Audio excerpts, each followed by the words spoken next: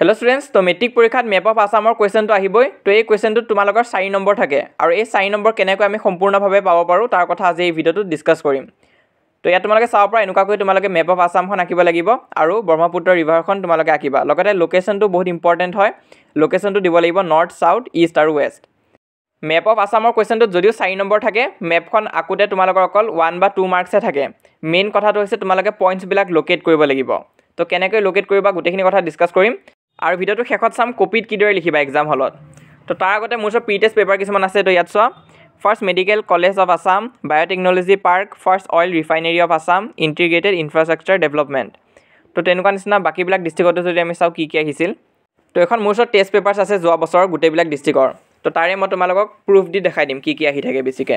তো ইয়াত তোমালোকে চোৱা এই national park export promotion industry park আৰু বাৰাক ৰিভাৰ তো সেইখন আহিছিল তাৰপিছত নেক্সট চোৱা নেক্সট এখন নলবাৰী ডিস্ট্ৰিক্টৰ হয় তো ইয়াতো যদি তোমালোকে চোৱা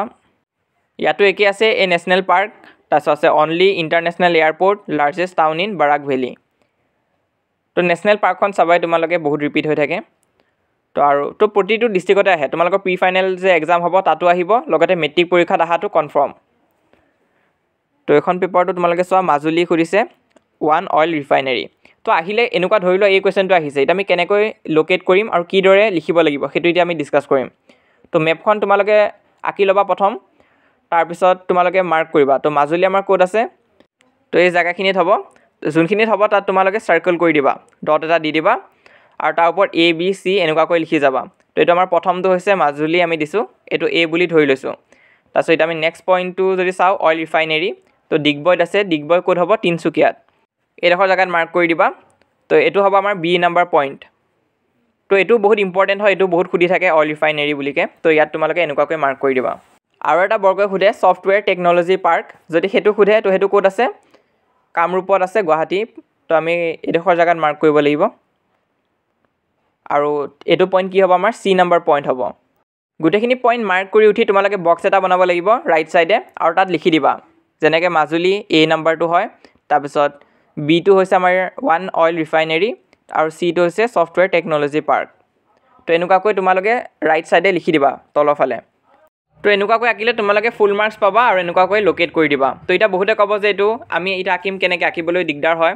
তো তোমালোকক এটা এক্সাম্পল হিচাপে মই দেখাই দিছো কপিত কেনেকুৱাকৈ আঁকিবা তোমালোকে তো এনেকুৱা নিচিনা বক্সকে তোমালোকে আঁকিব লাগিব মই দেখাই দি আছো গোটেইখিনি তো সম্পূৰ্ণ চাই যোৱা তো মোৰ এবাৰ আঁকোতে অলপ উল্টা পুল্টা হ'ব পাৰে কাৰণ মই এখন হাতেদি ফোনটো ধৰিব লগা হৈ আছে হলে অলপ বুজিব চেষ্টা কৰিবা তাৰপিছত আৰম্ভ কৰোঁতে তোমালোকে সদায় মাজৰ পৰা আৰম্ভ কৰিবা লগতে বহুত ট্ৰিক্স ভিডিও আছে ইউটিউবত তোমালোকে চালেও দেখি পাবা তাত প্ৰথম সাৰ্কেল বনাই আঁকি যায় তো আমাৰ ওচৰত ইমান টাইম নাথাকিব কাৰণ বহুত দেৰি হৈ যাব তো ডাইৰেক্ট আঁকিলেও কোনো কথা নাই তো ঘৰত প্ৰেক্টিছ কৰিবা তোমালোকৰ মেপখনো পাৰফেক্ট হ'ব তো মই এইটো সাইডেদি আৰম্ভ কৰিছো তো এটো আমাৰ তোমালোকে শেপটো জানাই কেনেকুৱা হয় অসমৰ তো হেতু শেপত আঁকিলেই হ'ল আৰু আঁকি যাওঁতে একদম ষ্ট্ৰেইট লাইনকেও নাকিবা অলপ এনেকুৱা বেকা বেকি দিবা তেতিয়াহে ৰিয়েল নিচিনা লাগিব আৰু ইয়াত তোমালোকৰ একদম এক্সাক্ট হ'ব লাগিব হেনেকুৱাও কোনো কথা নাই কাৰণ পাৰফেক্টলি কোনো মেপ ড্ৰ কৰিব নোৱাৰে আৰু বহুতো ষ্টুডেণ্টে জাস্ট যেনে তেনে আঁকি থৈ দিয়ে তো তেতিয়াও মাৰ্কস দিয়ে মাৰ্কস নিদিয়া নহয় ইয়াত যোনটো বস্তু মেইন হেতু হৈছে তোমালোকে লোকেশনখিনি মাৰ্ক কৰিব লাগিব লোকেশনখিনি মাৰ্ক কৰিবলৈ তোমালোকে ডিস্ট্ৰিক্টখিনি ভালকৈ জানিব লাগিব তোমালোকে ইম্পৰ্টেন্ট পইণ্টখিনি কোনটো ডিস্ট্ৰিক্টত আছে হেতু চাই থৈ দিবা আৰু মেপ অফ আসামখন ভালকৈ চাবা কোনটো ডিস্ট্ৰিক্ট কোনখিনিত আছে তেতিয়াহে ভালকৈ কৰিব পাৰিবা আৰু কোনখিনি ইম্পৰ্টেন্ট পইণ্ট সেইখিনিও এই ভিডিওটোৰ শেষত মই দি আছো তো ভিডিওটো সম্পূৰ্ণ চাবা তো হৈ গ'ল মেপ অফ আসামটো আঁকি তাৰপিছত তোমালোকে ব্ৰহ্মপুত্ৰ ৰিভাৰটো আঁকিব লাগিব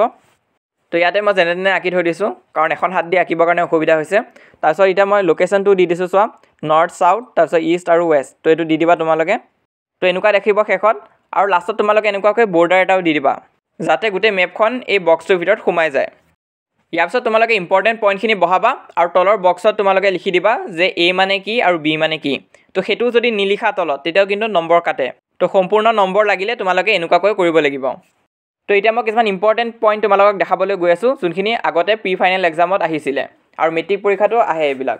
তো চাই যোৱা এইখিনি আৰু লগতে তোমালোকে ডিস্ট্ৰিক্টখিনিও বাছি উলিয়াবা কোনটো ডিস্ট্ৰিক্টত আছে তেতিয়াহে তোমালোকে পইণ্টটো বহাব পাৰিবা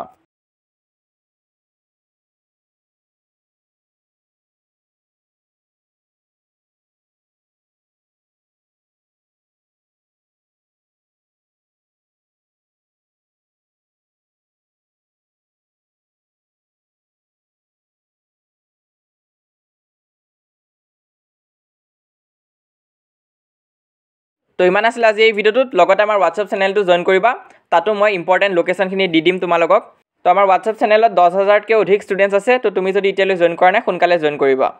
আৰু আমাৰ এই ইউটিউব চেনেলটো ছাবস্ক্ৰাইব কৰিব নাপাহৰিবা আমি যিমান পাৰোঁ তোমালোকক মেট্ৰিক পৰীক্ষাৰ কাৰণে সহায় কৰি যাম